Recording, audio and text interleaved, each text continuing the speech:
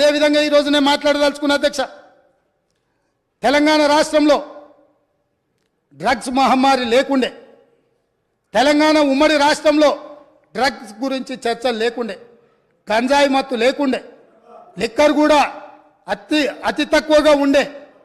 కానీ ఇవాళ ఏ పేపర్ చూసినా ఏ టీవీ చూసినా గంజాయి మత్తులో దాడులు జరుగుతున్నాయని, సింగరేణి కాలనీలో 6 సంవత్సరాల పసిగుండను గంజాయి మత్తులో రేపు మర్డర్ చేస్తే ఈ ప్రభుత్వం అచేతనంగా ఉండిపోయింది.